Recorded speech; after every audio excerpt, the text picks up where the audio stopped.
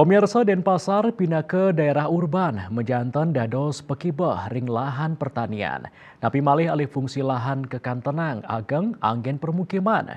Dibanding sapunika tingkat produksi padi kauningin kanton becik. Sani kecinayang saking produksi padi ring Denpasar kantos 6 talian ton.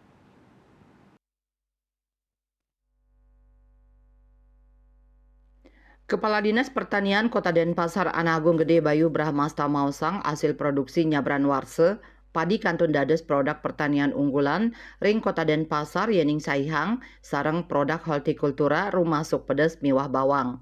Anutin data Dinas Pertanian Kota Denpasar nyenayang tios padi kauningan hasil pertanian sane kaproduksi selami warsani lintang inggih punika sayur hijau kali talian ton, kangkung 6 talian ton, bayam 3 ton, pedas 16 ton, miwah bawang penyatusan ton. Selain saking produktivitas utawi hasil panen nyabran jimbar lahan, bawang munggah ring genah pinih ageng inggih punika 1 kuintal per hektar. Raris produk sanelianan sekadi sayur hijau penyatusan kuintal per hektar, kangkung 12 kuintal per hektar, padi ulung dasan kuintal per hektar, pedas 6 dasan kuintal per hektar, miwah bayam penyeketan kuintal per hektar.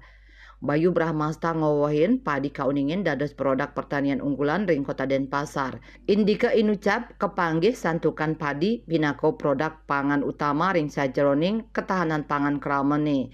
Punika mawinan petani akehan sane nandur padi. Lianan punika lahan ring Kota Denpasar kauningin becik tur anut adung sareng soroh tetanduran padi. Kauningin jimbar sawah tanaman padi ring Kota Denpasar warsani lintang kantos langkungan siu 800 hektar.